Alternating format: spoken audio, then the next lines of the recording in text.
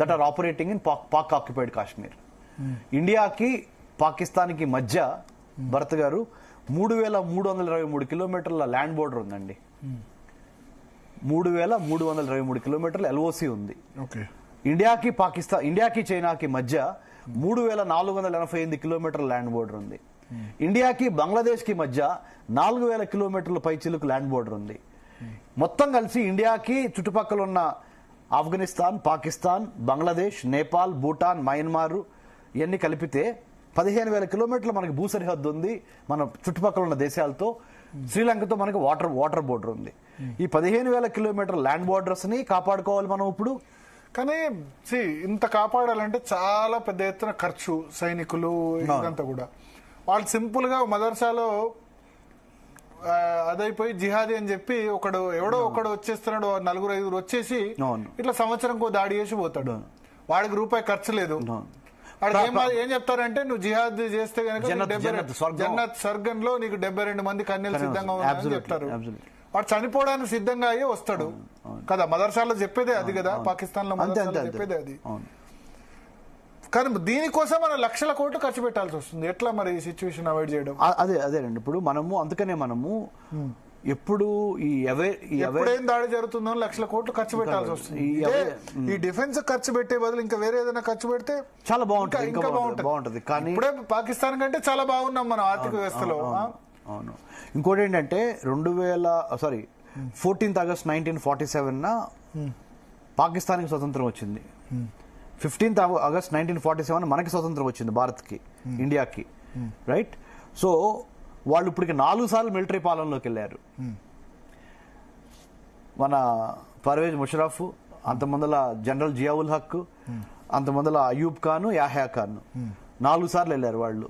మన ఇంతవరకు మన చరిత్రలో, ఈ 78 సంవత్సరాల చరిత్రలో సర్వసత్తాక సార్వభౌమ మన లౌకిక రాజ్యంగానే మనం ఉన్నాం. కానీ ఇంకోటి ఏంటంటే సార్, రిపబ్లిక్ ఆఫ్ ఇండియా అనుకుంటున్నాం మనం. వాళ్ళేమో ఇస్లామిక్ రిపబ్లిక్ ఆఫ్ పాకిస్తాన్ అంటున్నారు. అంటే మతం పేరుతోనే ఒక దేశం ఉంది అక్కడ. మనకి మతం పేరుతో 2 దేశాలు అన్నారు, కానీ మన హిందూ కంట్రీగా మనం ఎప్పుడు పెట్టుకోలేదు. మన ఓన్లీ రిపబ్లిక్ ఆఫ్ ఇండియా. మన రిపబ్లిక్ ఆఫ్ ఇండియాలో మన బలం కూడా ఏంటి? Diversity, unity in diversity. విభిన్న జాతులు, విభిన్న సంస్కృతులు, విభిన్న మతాల కలయికే భారతదేశం. సో అదే మన బలం.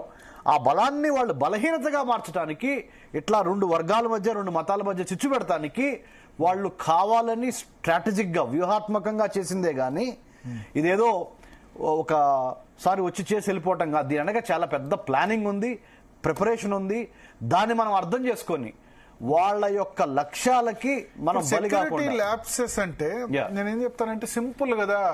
బార్డర్ మీరు అన్నట్టు 3,300 కిలోమీటర్లు, 3,323 కిలోమీటర్లు. దాని నుంచి ఎంత కన్ను కప్పి 4-5 రావచ్చు కదా ఎంత చేసినా. అంటే అందుట్లో ముఖ్యంగా వచ్చేది ఎక్కడ ఆస్కారం ఉందంటే జమ్మూ కాశ్మీర్ బార్డర్. ఆ జమ్మూ కాశ్మీర్, గుజరాత్, రాజస్థాన్ తక్కువ.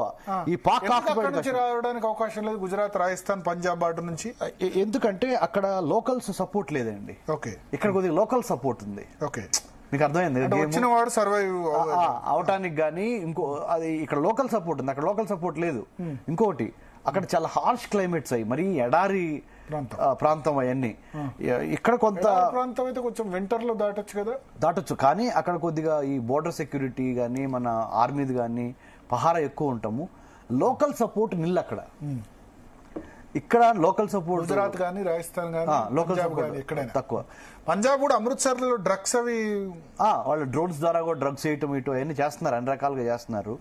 ముఖ్యంగా మనం గమనించాల్సింది ఏంటంటే భరత్ గారు, national counter terrorism centre 2008 Mumbai 26/11 attacks తర్వాత పెట్టాలని అనుకున్నారండి. రాజకీయంగా అందరూ ఒక తాటి మీదకి రాలేకపోయారు. బీజేపీ చెప్తే కాంగ్రెస్ నో అంటాం, కాంగ్రెస్ చెప్తే కమ్యూనిస్ట్ నో అంటాం, కమ్యూనిస్టులు చెప్తే ఇంకోళ్ళు నో అంటాం. దాని మూలన ఏమైంది? ఆ పొలిటికల్ విల్ సాధించలేకపోవటం వలన ఇంతవరకు నేషనల్ కౌంటర్ టెర్రరిజం సెంటర్ రాలేకపోయింది. నేషనల్ కౌంటర్ టెర్రరిజం సెంటర్ పెట్టమని కావాలని 2010లోనే నేను చిదంబరం గారికి రాసిన ఈమెయిల్ మీకు చూపించమంటే ఇప్పుడు కూడా చూపిస్తాను సార్.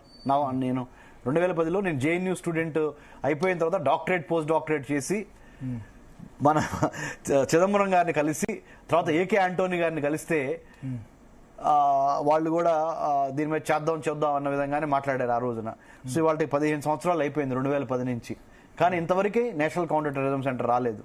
సో దయచేసి మనం ఇప్పుడు గమనించాల్సింది ఏంటంటే స్టూడెంట్స్ కూడా, యువత కూడా